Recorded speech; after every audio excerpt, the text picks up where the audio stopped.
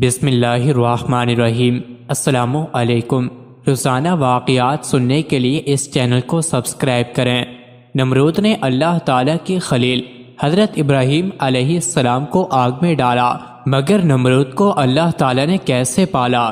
ایک جہاز سمندر میں جا رہا تھا اور جتنے آدمی جہاز پر تھے سب ڈوب گئے، صرف ایک ماں اور اس کا بچہ یہ دونوں بچ گئے جو ایک تختے پر بہہ رہے تھے۔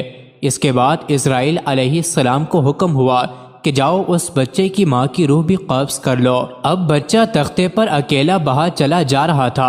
پھر ہواؤں کو حکم ہوا کہ سمندر کے ایک کنارے پر جنگل ہے، اس کو وہاں ڈال دو۔ وہ تختہ بہہ کر اسی جنگل کی طرف گیا اور جنگل کے کنارے لگ گیا۔ جنگل میں اللہ تعالیٰ نے ایک شیرنی کو حکم دیا اور وہ اس بچے کو اٹھا کر لے گئی اور دودھ پلانے لگی اور دودھ پلا کر اسے خوب بڑا کر دیا۔ اس کے بعد جنوب کے بادشاہ نے آداب شاہی سکھائے۔ ایک دن اللہ تعالیٰ نے حضرت اسرائیل علیہ السلام سے پوچھا کہ اے اسرائیل، تم کو بھی کبھی کسی کی روح قبض کرنے کی تکلیف ہوئی؟ انہوں نے عرض کیا کہ ہاں اللہ تعالیٰ، ایک ماں اور بچہ جو سمندر میں ایک تختے پر بہے جا رہے تھے اور آپ نے ماں کی روح کو قبض کرنے کا حکم دیا تو میرا کلیجہ منہ کو آ گیا کہ اس بچے کا کیا ہوگا، مگر آپ کے حکم کے سامنے کس کی مجال ہے جو لب ہلا سکے؟ اللہ تعالیٰ نے ارشاد فرمایا کہ وہی بچہ بڑا ہو کر میرا سرکش اور نافرمان ہوا اور خدائی کا دعویٰ کیا اور میرے خلیل کو آگ میں ڈالا۔ یہ شخص نمرود تھا، جس ظالم کو ماں باپ نے پالا ہو اور بواسطہ اسباب جس کی پرورش ہوئی ہو، اس کے لیے تو اسباب حجاب ہو سکتے ہیں، مگر اس ظالم کو تو ہم نے براہ راست پالا، اسباب کا بھی کوئی پردہ نہیں تھا، ماں باپ کے بغیر پالا اور سوناز سے پالا۔ ہم نے سمندر کی موجوں کو حکم دیا کہ اس کو ایسے جنگل میں لے جا کر ڈالو جہاں ریحان و سوسن کے خوشبودار پھول ہوں، میوہ دار درخت ہوں اور میٹھے پانی کے چشمے ہوں۔ برگے گل و نسترن سے ہم نے اس کا بستر بنایا۔ خوش آواز پرندوں کو حکم دیا کہ اپنی سریلی آوازوں سے اس کا دل بہلائیں۔ سورج کو حکم دیا کہ اس بچے پر اپنی تیز شعائیں نہ ڈالے۔ ہواؤں کو حکم دیا کہ اس پر آہستہ چلیں۔ شیرنی کو حکم دیا کہ اس کو دودھ پلائے۔ جنوں سے آداب شاہی سکھلائے اور اس کو میں نے بادشاہی بھی عطا کی۔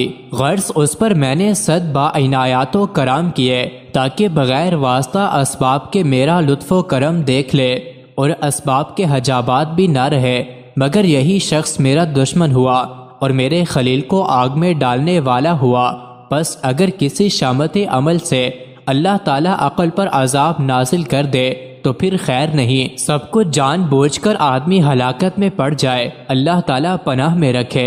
ابو وائل رضی اللہ عنہ نے بیان کیا ہے کہ حضرت عبداللہ رضی اللہ عنہ نے کہا کہ شیطان اصحاب نبی صلی اللہ علیہ وآلہ وسلم میں سے کسی ایک آدمی کو ملا اور ان سے کشتی کی۔ مسلمان نے اسے بچھاڑ دیا اور اس نے انگوٹھے کو کاٹا تو شیطان نے کہا کہ مجھے چھوڑ دے، میں تجھے ایسی آیت سکھاتا ہوں کہ ہم شیاطین میں سے جب کوئی اس کو سنتا ہے تو پیٹ پھیر کر بھاگ جاتا ہے۔ تو ان صحابی نے اسے چھوڑ دیا، مگر شیطان نے اس آیت کے سکھانے سے انکار کر دیا، تو پھر ان میں کشتی ہوئی۔ مسلمان نے اسے پھر بچھاڑ دیا اور اس کا انگوٹھا دبایا اور کہا کہ وہ آیت بتا دے۔ اس نے انکار کر دیا کہ وہ آیت سکھائے۔ سبارہ ان میں پھر کشتی ہوئی تو شیطان نے کہا کہ وہ آیت سورہ بقرہ میں ہے، یعنی آیت الکرسی۔ حضرت عبداللہ رضی اللہ عنہ سے پوچھا گیا کہ اے ابو عبد الرحمن، یہ کس صحابی کا تذکرہ ہے؟ انہوں نے کہا کہ سوائے حضرت عمر رضی اللہ عنہ کے کون ہو سکتا ہے؟ مزید ایسی ہی ویڈیوز کے لیے چینل کو ضرور سبسکرائب کیجیے۔